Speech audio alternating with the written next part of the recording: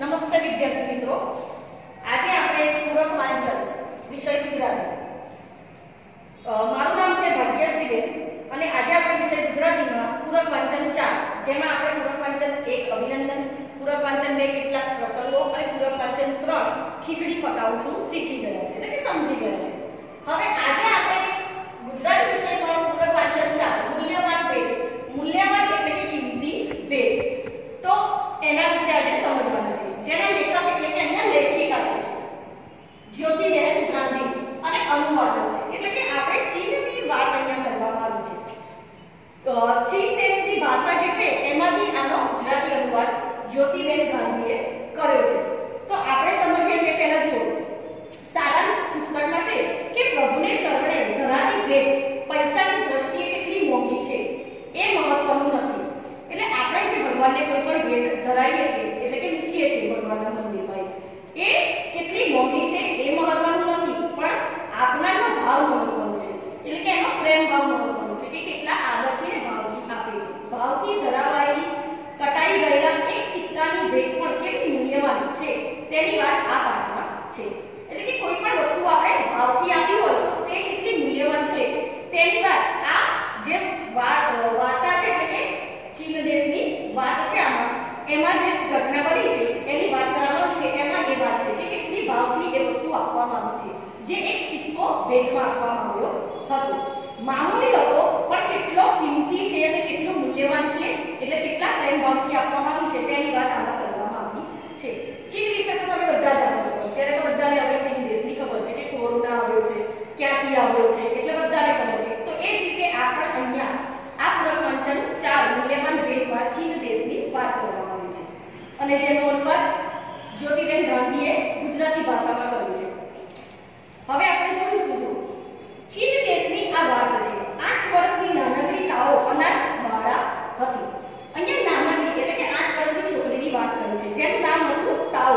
અનાથ એટલે કે નિરાધાર હતી, તેનું કોઈ હતું નહીં, માતા પિતા કે કોઈ ન હતું, તે એકલી હતી, અનાથ હતી. તેની આગળ પાછળ કોઈ ન હતું. એના મા-બાપ તો એને 5 વર્ષની નાની મૂકીને ઈશ્વરના દરબારમાં પહોંચી ગયા હતા. એટલે કે એના માતા-પિતા એ ઈશ્વરના દરબારમાં એટલે કે મૃત્યુ પામ્યા હતા, એટલે કે ભગવાનના દરબારમાં પહોંચી ગયા હતા. એ નાની હતી, 5 વર્ષની ત્યારે. પડોશના લોકોએ એને સંભાળી હતી, એટલે કે સંભાળી લીધી, દેખરેખ રાખી હતી. અહીંયા જો રૂઢિપ્રયોગ પણ થાય છે, સંભાળી લીધી એટલે કે દેખરેખ રાખી. તો એના આજુબાજુના જે લોકો હતા એમણે એને સાચવી હતી. આસપાસ રહેનારા સૌનું કામ એ હતું. એ આજુબાજુ જે રહેતા હતા તે બધાનું કામ કરતી હતી. એ પોતે એકલી હતી, આથી એને એક પૂરતું ખાવાનું ને કપડાં મળી રહે. એ આજુબાજુના લોકોનું કામ કરતી હતી એટલે એને થોડું ઘણું તો ખાવાનું મળી રહેતું હતું. ગામમાં સૌ એને સ્નેહથી સાચવી. એ જ્યાં રહેતી હતી તે ગામના લોકો એને ખૂબ જ પ્રેમથી રાખતા હતા, બધાને એને સાચવતા હતા. એક વેપારીની સ્ત્રીને આ છોકરી ગમી ગઈ. એક જે વેપારી હતો જે ધંધો કે કરે એ વેપારી હતો, એની સ્ત્રી એટલે કે એની પત્ની આ છોકરી ગમી ગઈ. તેથી એને પોતાને ઘેર લઈ ગઈ, એ પોતાના ઘરે લઈ જાય છે. આ તાઓને કામ તો કરવું હતું, પણ અહીં એને એકને એક ઘરમાં કામ કરવાનો પ્રસંગ ઉભો થયો. એને કામ કરવું ખૂબ જ ગમતું હતું. એ રહેતી હતી ત્યાં તો આજુબાજુના ઘરના લોકોના કામ કરતી હતી, પણ અહીંયા તો એને એકના એક ઘરમાં જ રહીને કામ કરવાનું હતું. અહીં આખો દિવસ કંઈ ને કંઈ કામ પહોંચ્યા કર્યું. એને કંઈક ને કંઈક કામ રહેતું, આથી બહાર ફરવાનું બંધ થયું. એને બહાર જવાનું બંધ થઈ ગયું. એ ઘરમાં ને ઘરમાં એ વેપારીની સ્ત્રીના ઘરમાં ને ઘરમાં કામ કરતી હતી. પરિણામે બહારના મિત્રો સાથે રમવાની, કૂદવાની, ફરવાની મજા જતી રહી. એને પછી બહાર એની સાથેના મિત્રો સાથે રમવાની, કૂદવાની આ બધી મજા જતી રહી, કેમ કે ઘરમાં ને ઘરમાં જ કામ કરવાનું હતું. અહીં પણ એણે સૌના દિલ જીતી લીધા. દિલ જીતી લીધા અહીંયા રૂઢિપ્રયોગ થાય છે કે પ્રિય થઈ જવું, બધાને ગમી જવું, એટલે કે બહુ ગમી જવું એમ. એને કરતી કોઈ કામ બતાવવું ન પડે. એ એટલી બધાને પ્રિય થઈ ગઈ હતી કે એને સામેથી કોઈ કામ ન બતાવવું પડે. એ ખુદ કરી લેતી હતી એ કામ. વળી એક કામ ભારે ચીવટથી કરી આપે. ચીવટ એટલે કે સ્વચ્છ, સુંદરતાથી, ચોખ્ખાઈથી એ કામ કરી આપતી હતી. વાસણ માંજીને અરીસા જેવા બનાવી દેતી, એટલે કે ચોખ્ખા બનાવી દેતી હતી વાસણ. ફળિયું, ઓસરી કે ઓરડા વાળીને ચોખ્ખા ચાણક કરી દે, એટલે કે સુંદર ચોખ્ખા કરી દેતી હતી. અનાજ સફાઈમાં કશી ફરિયાદ ન હતી. અનાજ પણ ખૂબ સારી રીતે એ વીણી લેતી હતી. તાઓ એવી બૂમ પડતા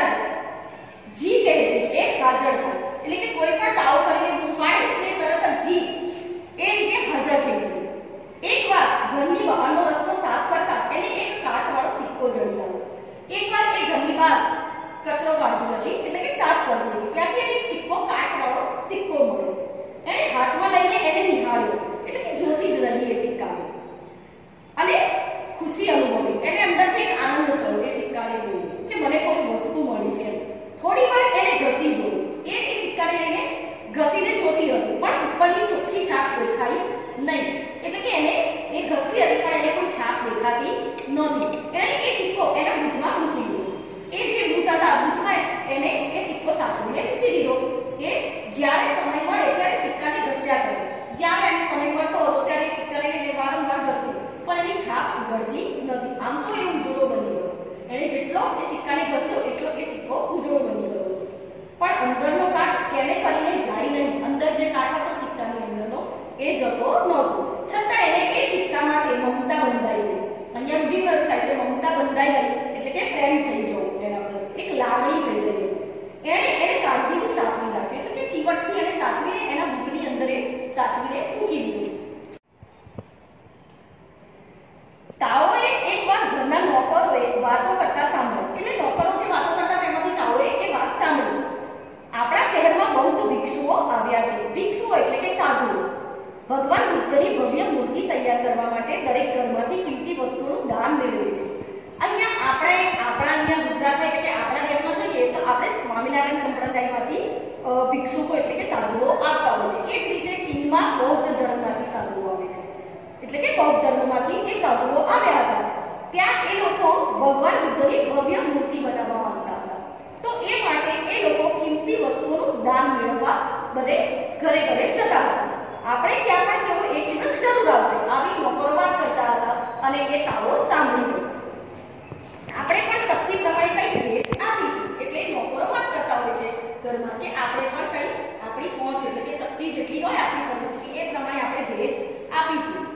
તાઓને વિચાર આવ્યો. તાઓ મનમાં વિચાર કરવા લાગી, હું શું ભેટ આપીશ? મારી પાસે તો કંઈ નથી. તાઓને મનમાં એમ થયું કે મારી પાસે તો કંઈ જ નથી, હું શું ભેટ આપીશ?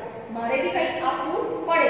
સાચે જ બીજે દિવસે એક બૌદ્ધ ભિક્ષુ એ વેપારીને ત્યાં આવ્યો. એટલે કે એક સાધુ એ તાઓ જ્યાં કામ કરતી હતી એ ઘરે આવ્યો. દીવાનખાનામાં આવીને સૌએ એમને વંદન કર્યા. દીવાનખાના એટલે કે જેમ હોલ હોય ને ત્યાં બધા ભેગા થાય એ રીતે. તો એમને વંદન કર્યા સાધુએ. ભગવાનની પ્રતિમાની વાત એમણે રજૂ કરી. એટલે કે જે મૂર્તિ ભગવાન બુદ્ધની બનાવવાની હતી ભવ્ય મૂર્તિ એની વાત કરી સાધુએ.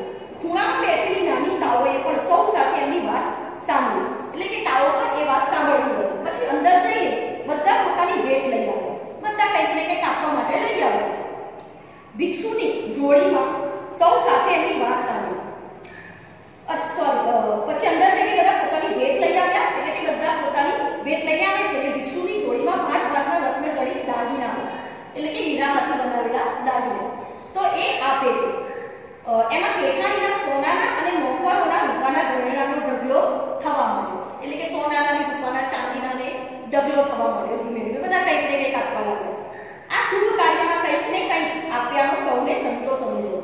એટલે કે સૌને સંતોષ થયો કે મેં કંઈક ને કંઈક આપ્યું છે. કોઈ સોનાના તો કોઈ ચાંદીના એ રીતે કંઈક ને કંઈક વસ્તુ આપી છે. શેઠાણીએ પણ આપ્યા. તાઓએ આંખો ફાડીને જોયા કર્યું. એટલે કે એને આશ્ચર્ય થયું કે હું કંઈ જ આપતી નથી ને આ બધાએ કંઈક ને કંઈક આપ્યું છે. ને એની આંખમાં જળજળી આવ્યા. એટલે એ રડી પડી. એને આંસુ આવી ગયા હતા. એની પાસે માત્ર એક નાનો સિક્કો હતો. એની પાસે તો એક જ નાનો સિક્કો હતો. એ સૌ જ્યારે કિંમતી વસ્તુઓ આપતા હોય ત્યારે પોતે કાટવાળો સિક્કો આપે એ તો કેવું ખરાબ લાગે. એના મનમાં એમ થયું કે બધા આવા કિંમતી ઘરેણાં આપતા હોય અને કિંમતી મૂલ્યવાન વસ્તુઓ આપતા હોય ને હું એક આટલો નાનો સિક્કો કાટવાળો આપું તો એ તો કેટલું ખરાબ લાગે બધાની વચ્ચે. એને થયું આવી મોંઘી ભેટ મળતી હોય ત્યાં મારી મામૂલી એટલે કે તુચ્છ એ હલકી ભેટની સી વિસ્તાર અહીંયા એટલે કે કિંમત વિસ્તાર એટલે કે શું કિંમત એ હલકી ભેટની. બધી વસ્તુઓ જોડીમાં ભરીને ભિક્ષુએ વિદાય લીધી. અહીંયા સાધુ વિદાય લે છે બધી વસ્તુઓ લઈને. પેલા ભિક્ષુની પાછળ દોડીને તાઓએ એમને ઊભા રાખ્યા. તાઓ પાછળ એ ભિક્ષુ એટલે કે સાધુની પાછળ દોડે છે ભિક્ષુ અને એમને ઊભા રાખે છે અને કહે છે, મહારાજ મારી પાસે એક સિક્કો છે. એ ભગવાન બુદ્ધની મૂર્તિ માટે ધરું છું. એણે એ સિક્કો આપ્યો ભિક્ષુને અને કહે છે કે મારી પાસે આ એક સિક્કો છે. હું ભગવાન બુદ્ધની ભવ્ય મૂર્તિ માટે આ તમને ભેટમાં આપું છું એટલે ધરું છું. ભિક્ષુએ સિક્કો હાથમાં લઈને કહ્યું, તને આ સિક્કો ક્યાંથી મળ્યો? ભિક્ષુ કે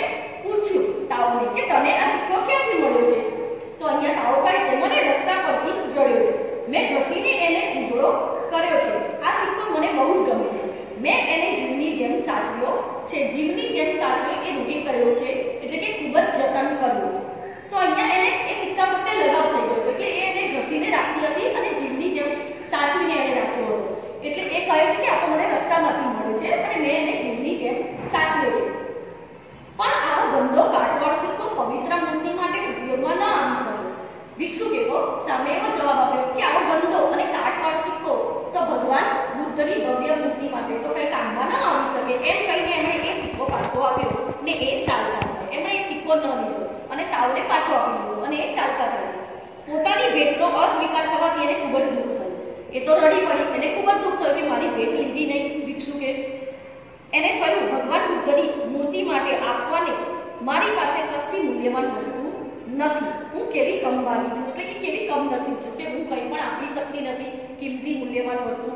એ નિરૂપાય બની ગઈ, એટલે કે લાચાર બની ગઈ. નિરૂપાય એટલે કે લાચાર. અંતે પેલો સિક્કો એણે દૂધમાં મૂકી દીધો, પાછો એણે દૂધમાં સિક્કો મૂકી દીધો. ખૂણે ખૂણેથી ભાતની ભેટ લઈને સૌ ભિક્ષુઓ મઠમાં આવી ગયા. મઠ એટલે કે મંદિરમાં મઠ હોય છે. આપણે મંદિરે જઈએ ત્યારે કેવું બેસવાનું મઠ હોય છે, એને મઠ કહેવાય છે. ધર્મગુરુએ આ બધા ઘરેણા મોટી ભઠ્ઠીમાં નાખીને ઓગાળ્યા. અહીંયા એ ભઠ્ઠીમાં નાખીને બધા જે ભેટ આવી હતી બધી ઓગાળવામાં આવી. તૈયાર થયેલા પ્રવાહી રસને એક મોટા દીવામાં ઢાળીને બુદ્ધની મૂર્તિ તૈયાર કરવામાં આવી. એટલે કે એક આકૃતિ ઢાળવામાં આવી દીવામાં, એટલે એની જે ભઠ્ઠીમાં ઓગાળીને પ્રવાહી રસ કર્યો એમાંથી એક આકૃતિ ઢાળવામાં આવી. બુદ્ધની મૂર્તિ તૈયાર કરવામાં આવી. પણ મૂર્તિ જોતા જ સૌ આશ્ચર્યચકિત બની ગયા, એટલે કે નવાઈ પામી. અરે આ શું? આ મૂર્તિના મુખ પર ના ખુશીના ભાવ કેમ છે, એટલે કે નારાજગીનો ભાવ કેમ છે કે એ મૂર્તિ જે બની છે એમાં નારાજગી દેખાય છે, એટલે કે ના ખુશીનો ભાવ દેખાય છે ચહેરા ઉપર. આ ધાતુમાં દીવામાં કે ધાતુનો રસ તૈયાર કરવા માટે ખામી રહી ગઈ લાગે છે. સૌ ચિંતાતુર બની ગયા, એટલે કે ખામી એટલે કે કંઈ કચાશ રહી ગઈ લાગે છે. ત્યાંમાં ના ખુશી દેખાય છે, ચહેરા ઉપર નારાજગી દેખાય છે. એટલે કંઈક દીવામાં કે ધાતુમાં કંઈ ખામી રહી ગઈ હોય તેવું લાગે છે. એટલે આ રીતે બધા ચિંતાતુર થઈ જાય છે કે એવું તો શું થયું.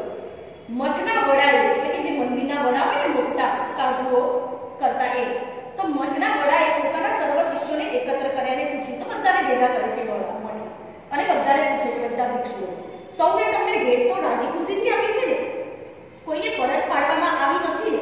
એટલે અહીંયા પૂછે છે કે તમને બધાએ રાજી ખુશીથી ભેટ આપી છે કે કોઈની પાસે તમે દબાણ કરીને લીધું છે કે કોઈ આપી હોય ને તમે ના લીધી હોય? કોઈની પ્રેમપૂર્વકની ભેટનો અસ્વીકાર કર્યો નથી ને? અહીંયા મઠના વડા એ પણ કહે છે કે કોઈ પ્રેમથી કોઈ વસ્તુ આપી હોય ને તમે ના લીધી હોય તો એનો અસ્વીકાર તો કર્યો નથી ને? આ ભેટ મેળવવામાં કોઈ સ્થાને ગફલત થઈ છે, એટલે કે કોઈ ભૂલ થઈ છે કે તમને કોઈ આપતું હોય ને તમે ના લીધી હોય અને કોઈને દબાણ કરીને વસ્તુ લીધી હોય તો આ રીતે મૂર્તિમાં થઈ શકે છે. એક ભિક્ષુકે ઊભા થઈને કહ્યું, મને એક નાની છોકરીએ આપેલો ગંદો કાટવાળો સિક્કો મેં સ્વીકારેલો હતો. એક ભિક્ષુક એટલે કે જે આપણે જોયું ને કે જે વેપારીની સ્ત્રી હતી ત્યાં તાવ કામ કરતી હતી, એ ઘરે જે ભિક્ષુક આવ્યો હતો એ ભિક્ષુક અહીંયા ઊભો થઈને કહે છે મંદિરના મઠમાં કે મારાથી એક ભૂલ થઈ છે કે મને એક છોકરી કાટવાળો ગંદો સિક્કો આપતી હતી જે મેં સ્વીકાર્યો નહોતો. તો આ રીતે ભિક્ષુકે પોતાની ભૂલ કબૂલ કરી. વડાએ કહ્યું, આવા પવિત્ર કાર્યમાં જે કોઈ વ્યક્તિ જે કંઈ આપે તે અણમોલ ભેટ નથી, એટલે કે સાચા હૃદયથી જો કોઈ ભેટ આપતું હોય તો એ લઈ લેવી જોઈએ. અને પવિત્ર એટલે કે આપણે ભગવાનની મૂર્તિ બનતી હોય તે પવિત્ર કાર્ય કહેવાય. એમાં તો કોઈ કંઈ પણ આપી શકે, બધા પોતાની પહોંચ પ્રમાણે આપી શકે, તો એ તમારે લઈ લેવું જોઈએ એમ. તો જેની પાસે અઢળક સંપત્તિ છે તે થોડા કિંમતી અલંકારો આપે, એના કરતાં જેની પાસે સંપત્તિ નથી છતાં કંઈક આપે છે તેનું મૂલ્ય વધારે છે. મૂલ્ય એટલે કે કિંમતી છે.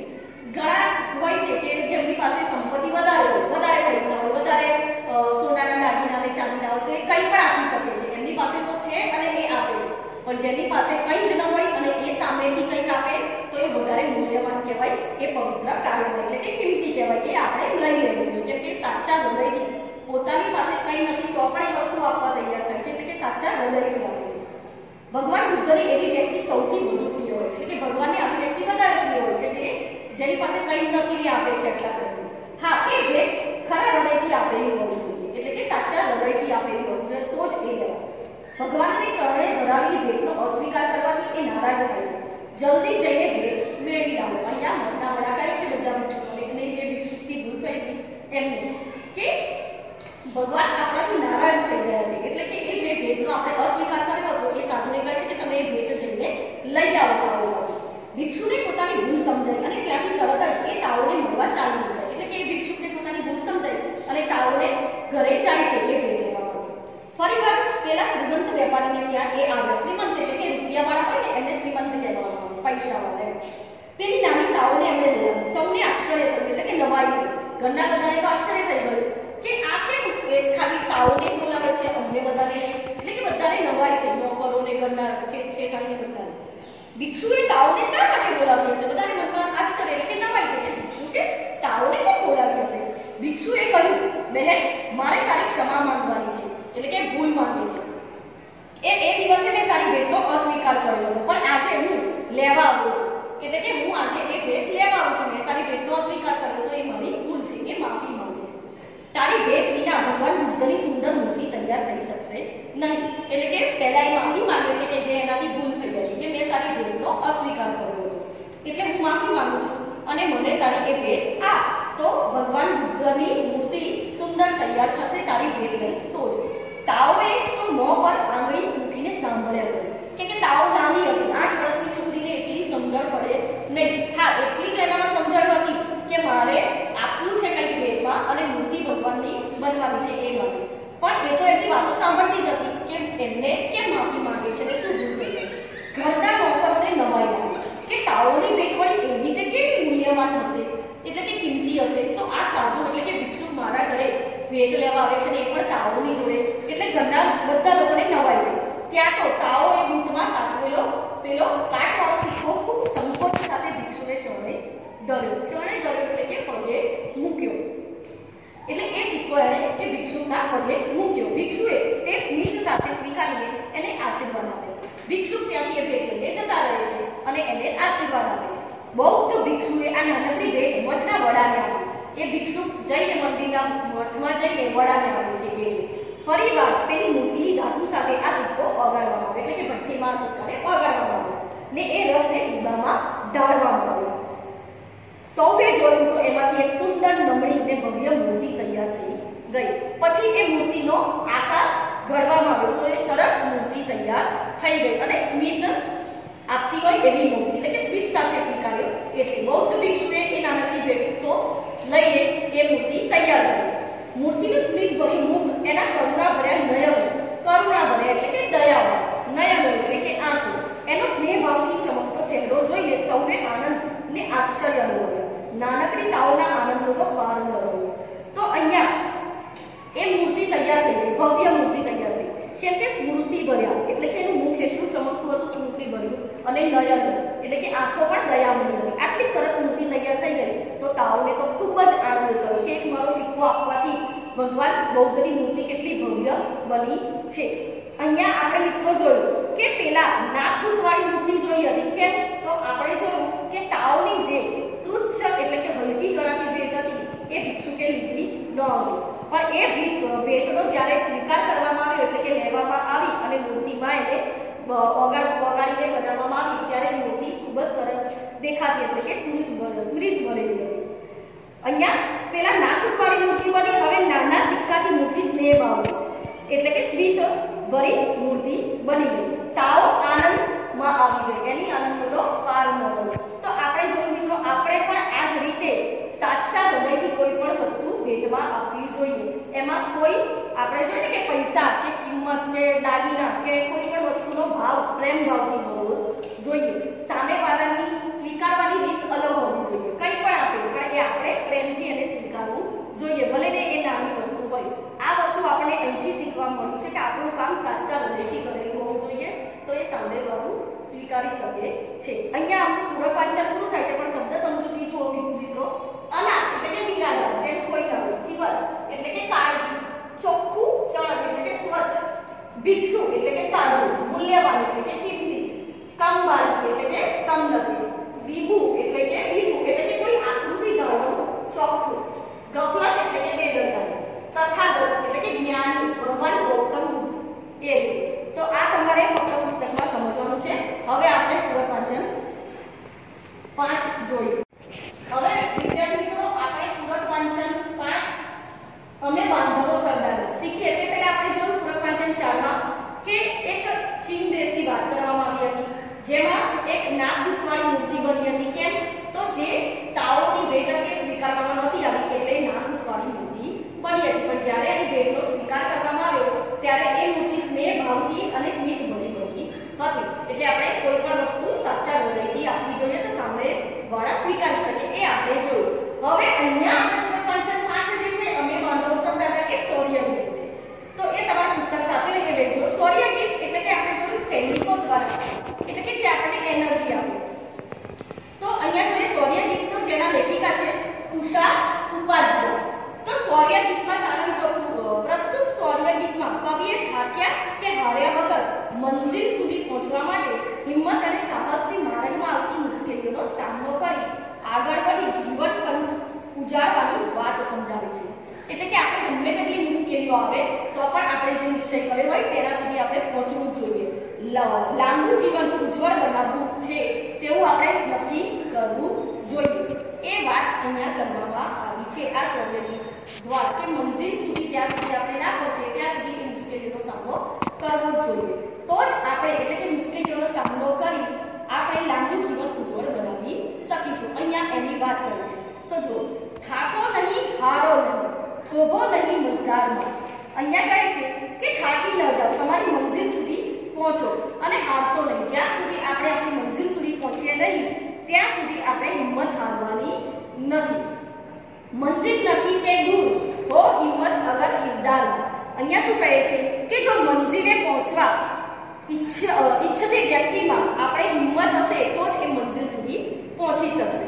એટલે કે આપણે મંજિલે પહોંચવામાં જે આપણે ઈચ્છા રાખીએ છીએ ને ત્યાં સુધી આપણે એ મંજિલ સુધી પહોંચવું જોઈએ. ફરીથી કહે છે કે થાકો નહીં ને હારો નહીં, એટલે કે થાકી ના જાઓ અને હારી ના જાઓ. હો પહાડ રસ્તામાં ભલે સાથી ચલો આગે બઢો. અહીંયા શું કહે છે કે રસ્તામાં ભલે પહાડ આવે અને મિત્રો સાથે હોય તો આપણે મિત્રો સાથે આગળ વધવું જ જોઈએ. એટલે કે આગળ ને આગળ વધો અને સાહસ ભરેલા કદમોથી, એટલે કે સાહસ ભર્યા કદમો થકી, એટલે કે આપણા સાહસ ભર્યા કદમોથી આપણે આગળ વધીએ. ઝૂકશે કદમમાં એ નક્કી, એટલે અહીંયા શું કહે છે કે સાહસ ભરેલા કદમોથી એ કદમમાં નક્કી ઝૂકી જશે. એટલે કે આપણે થાકીશું નહીં તો આપણે એ આપણા સાહસ ભર્યા કદમોથી આગળ વધી જઈશું. ગાંધી અને મહાવીરના, અહીંયા આપણે લડતો લડતા હતા ગાંધીજીને બધાને ખબર છે, આપણા રાષ્ટ્રપિતા જેમણે આપણો દેશ, જેમનાથી દેશ આપણો આઝાદ થયો છે. તો એ અહીંયા ગાંધીજી અને મહાવીરના વાળા સમય કરતા હતા, એટલે કે જે લડતો લડ્યા હતા, સાહસો એટલે કે સત્યાગ્રહ કર્યા હતા ગાંધીજીએ. તો અહીંયા એમની વાત કરી છે કે દેશને આઝાદ કર્યો દુનિયામાં આપણે જોઈએ તો એવા ગાંધીજીના તો ઘણા બધા સત્યાગ્રહ કરેલા છે. તો વારસ અમે કરતા હતા. તો અહીંયા શું કહે છે કે ગાંધી અને મહાવીર અને પરમ કૃપાળુ પરમાત્માના અમે વારસ છીએ એમ કહે છે. અમે સરદારના ભાઈઓ છીએ. ના આફતો રોકે કદી અમે બાંધવો સરદારના, એટલે કે અમે સરદારના ભાઈઓ છીએ. અમને મુશ્કેલીઓ ક્યારેય રોકશે નહીં, અમે થાકીશું નહીં અને હારીશું નહીં. તો અહીંયા આપણે જોયું કે આ સુધીથી આપણે જીવીએ એમ તો છીએ ઈશ્વરના કારણે વારસામાં ગાંધીજી અને મહાવીર જેવા લોકોની વાત કરવામાં આવી છે. એટલે કે એમની વાત કરીને આપણે એમના વારસ છીએ, એટલે એમના સંસ્કારની વાત કરવામાં આવી છે. તો આપણે એમના વારસ છીએ એની અહીંયા વાત કરી છે. તો હવે જોઈએ તો કાવ્ય આપણે બાંધવો સરદારના છે. આપણે જે મંજિલ સુધી પહોંચવાનું છે તો ગમે તેટલી મુશ્કેલી આવે તો પણ એનો આપણે સામનો કરવાનો છે. એ આપણને અહીંયા સમજાવે છે કે આપણે આપણા જીવન પંથ પર આગળ વધવાનું છે. આપણે નક્કી કરી લેવાનું છે કે આપણે શું બનવાનું છે. તમે જે મનમાં દ્રઢ નિશ્ચય કરો કે મારે તો આ જ બનવું છે, તો એ મંજિલ સુધી આપણે પહોંચવું પડે. પછી ભલે ને રસ્તામાં ગમે તેટલી અડચણો અને મુશ્કેલીઓ આવે આપણે એનો સામનો કરવાનો, એટલે કે તમારે પણ કંઈક નક્કી કરવાનું છે. તો આપણે અહીંયા આ કાવ્ય દ્વારા જોયું કે મુશ્કેલીઓ ગમે તેટલી આવે, આપણા સપના હોય કે આપણી ઈચ્છા હોય એમાં, તો આપણે એ આપણી મંજિલ સુધી તો પહોંચવું જોઈએ. એ આ કાવ્ય એટલે કે બાંધવો સરદારના શૌર્ય ગીત દ્વારા સમજાવવામાં આવ્યું છે. તો મારી પણ એવી તમને આશા છે, આપણે કહીએ કે તમે પણ આ રીતે તમે જે ધાર્યું છે મનમાં એ તમે કરી શકો અને તમારી મંજિલ સુધી પહોંચી શકો. તો અહીંયા આપણે જોયું આપણું ગુજરાતીનો અભ્યાસક્રમ, આપણે પાઠ 15 સુધી સુભાષિતો સુધીનો પાઠ શીખી ગયા છે, કાવ્ય અને પાઠ, અને પૂરક વાંચન 1 થી 5 પણ આપણે સમજી ગયા. તો આજે આપણે ગુજરાતીનો અભ્યાસક્રમ આપણે જોયો અને શબ્દ સમજૂતી જુઓ કે મઝધાર તો પ્રવાહની મધ્યધારા, મંજિલ એટલે કે મુસાફરી કે યાત્રાનો પડાવ એટલે કે ગામ, અગર એટલે કે અથવા, જો, કિરદાર એટલે કે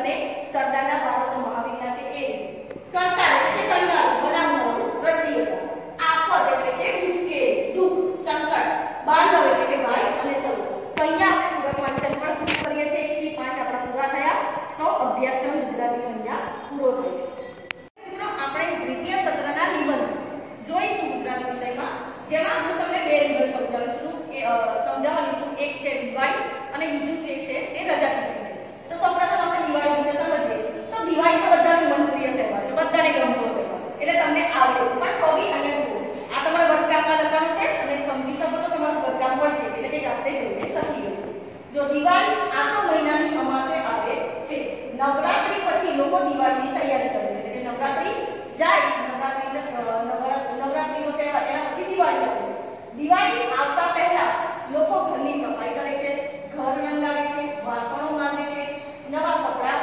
વાસણો ફટાકડા વગેરેની ખરીદી કરે છે દિવાળી એ બધા જ લોકો હળી મળીને ઉજવે છે આપણા દેશમાં ઘણા ધર્મના લોકો રહે છે આપણા દેશમાં ઘણા બધા અલગ અલગ ધર્મના લોકો રહેતા હોય છે દરેક ધર્મના લોકોના અલગ અલગ તહેવારો હોય છે દિવાળીનો તહેવાર 5 દિવસનો હોય છે ધનતેરસ કાળી ચૌદસ દિવાળી બેસતું વરસ અને ભાઈ બીજ ધનતેરસના દિવસે બધા લોકો લક્ષ્મી પૂજન કરે છે કાળી ચૌદસના દિવસે કાલિકા માતાનું પૂજન થાય છે દિવાળીના દિવસે લોકો ઘરને રોશનીથી શણગારે છે બહેનો આંગણામાં સાથિયા પૂરે છે દીવા પ્રગટાવે છે વેપારી ચોપડા પૂજન કરે છે અને શારદા માતાનું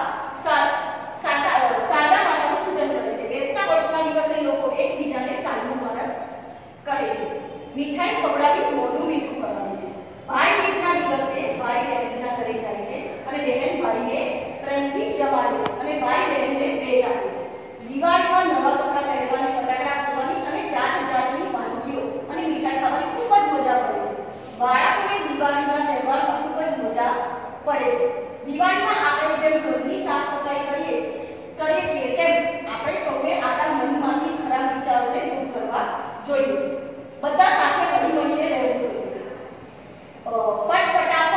ફટાફટ ફૂટે ફટાકડા દિવાળીના તારા આવ્યા રળિયામાં આ દિવાળીનો તહેવાર સૌ લોકોનો પ્રિય હોય છે બધા જ લોકોને આનંદ આપનારો હોય છે એટલે બધા જ ધર્મના લોકો દિવાળીનો તહેવાર હળી મળીને ઉજવે છે આપણા રામ ભગવાન 14 વર્ષ વનવાસ કાપીને આવ્યા તેના માનમાં પણ અયોધ્યામાં દિવાળી ઉજવાય છે તેથી બધા જ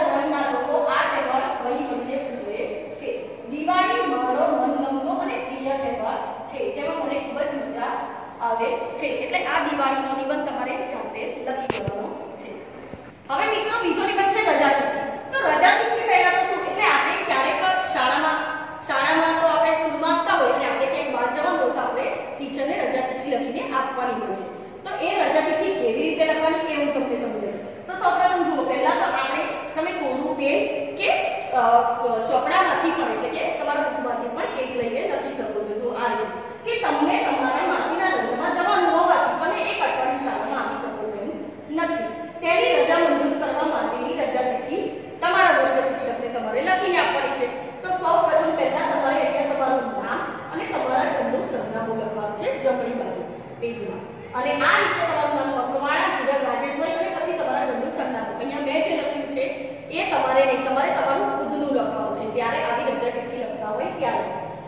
અહીંયા આ જ રીતે સરનામું અને નામ લખીને પછી તમારે પૂજ્ય ગુરુજી એટલે કે તમે જેને લખો છો એમને આદરથી બોલાવીએ એ રીતે અહીંયા પેજમાં તમારે પૂજ્ય ગુરુજી અને સાદર પ્રણામ એટલે નમસ્તે કરીને એ રીતે લખવાનું છે પછી લખવાનું છે કે સવિનય સાથે જણાવવાનું કે તારીખ 6/12/21 ના રોજ એટલે કે જે તારીખથી આપણે જે તારીખ સુધી બહાર જવાનું છે એ લખીએ રોજ મારા માસીના લગ્ન છે ઘરના દરેક સભ્ય લગ્નમાં જોડાવા ભાવનગર જાય છે તો મારી પણ ઈચ્છા લગ્નમાં જોડાવાની છે હું 7 દિવસની રજા મંજૂર કરવા આપને મારી નમ્ર વિનંતી કરું છું એટલે કે મારી નમ્ર વિનંતી છે કે તમે મને રજા આપો હું શાળામાં આવ્યા પછી 7 દિવસનું ઘરકામ કરીને બતાવીશ એટલે કે મારું જે કામ બાકી છે શાળામાં વિસ્તારે કરીને બતાવીશ શિક્ષક તેની આપણે ખાતરી આપું છું આ રીતે તમારી રજા ચિઠ્ઠી લખાઈ જાય પછી છેલ્લે તમારે આ જગ્યાએ લખી હોય એટલે કે લીખી કરી આપનો આજ્ઞા એટલે કે મકવાણા હિરલ રાજેશભાઈ એ તમારે લખી દેવાનું છે આ રીતે રજા ચિઠ્ઠી લખવાની છે